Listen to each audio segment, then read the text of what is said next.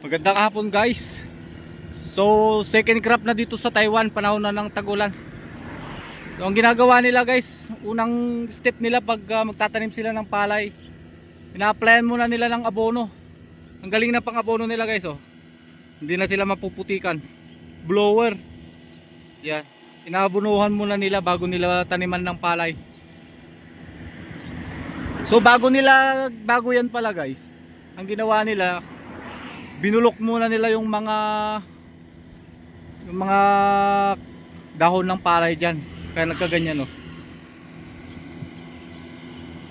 Kaya ang ganda ng kanila, ang ganda ng ani nila, kasi sobrang sagana sa nutrition yung lupa nila yan, oh.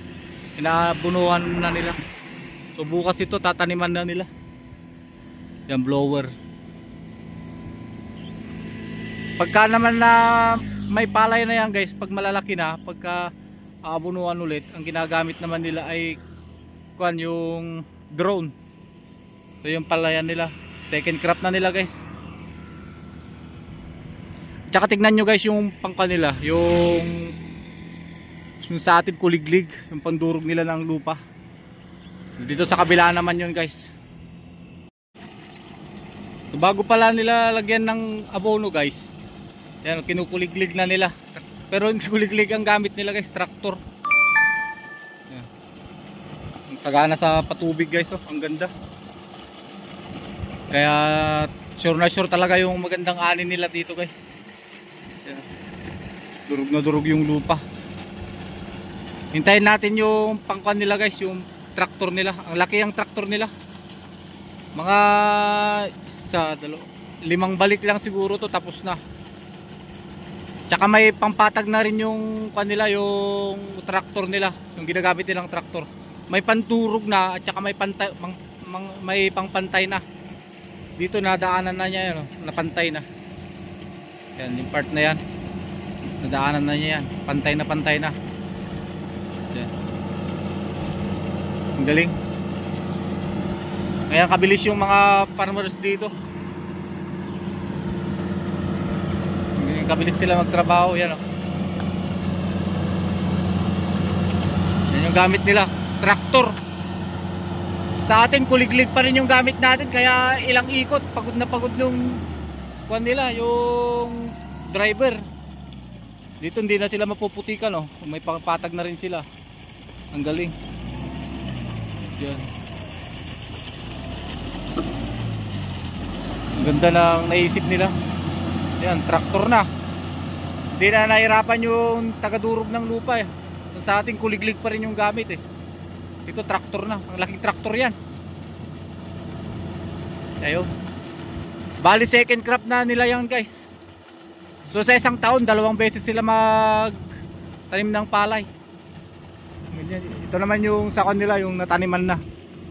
Bukas siguro ulit yung pagkakon nila dyan. Pagtatanim nila, ang gamit naman nila sa pagtanim, kuwan na rin, makina na rin. Yan, wala na yung mano-manong nagtatanim dito guys. Yan, oh. Makina na rin yung tinanim nila, pinagtanim.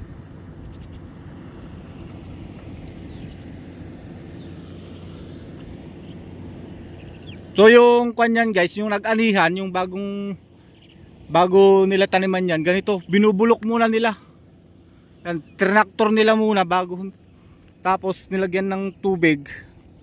Yan, nabulok na yung mga tangkay ng palay. Ito yan. Yan, isusunod itatraktor ulit yan, tapos lalagyan ng abono. Yan, nabulok na yung kanyan, yung palay dyan, kaya ganyan. Hindi pa na traktor yan guys. Yung nakuliglig kako pala. Yan.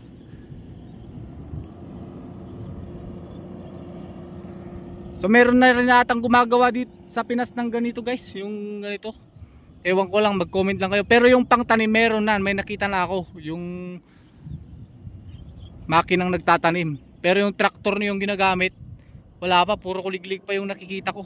Tas sumusunod lang yung driver, napuputikan pa, pagod na pagod sa kon. Ito, itong ganitong kalaking kwan nila, Apat na balik lang yan ng traktor, tapos na. Apat, lima. Depende kung papatagin niya ng kan, makailang balik siguro. Pero kung kan, pakyawan, 5 balik lang yan, tapos na. So, puntahan naman natin yung nataniman nila guys. Doon, ang gandang tignan. Tignan natin yung kan nila. Doon banda. Doon banda. Bali ito yung tinatanim nila guys, oh. Maliliit pa. Mga nasa 3 inches lang. May mga palay-palay pa, pero ganyan na. Makina kasi nung magtatanim na. Diyan nila tinatanim. Yun, tapos na nila yun. Pag ganito na sila. Makina yung pagtatanim nila dito guys. Bukas na siguro yan. Bukas na nila gawin. Kasi wala na yung makina dito. Nakaanda na lang yan. Yan, meron pa dito sa likod ng kotse. Yan. Meron na rin akong nakita sa Pinas na ganyan. Yung ginagamit nila yung makina ng pagtatanim. Pero madalang lang. Mas marami pa rin yung mano-mano. Mga hybrid na yan guys. Maganda na yung kan na yan. So yun guys, babalikan natin yan pagka bukas meron. Balik ulit tayo, tingnan natin yung nagtatanim. Yan guys, oh, meron pa dyan. Oh.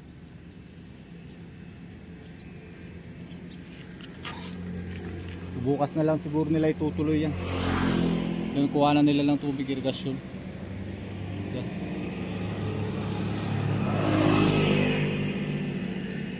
Oh, ang ganda ng kan nila dito. Approve. So yun lang.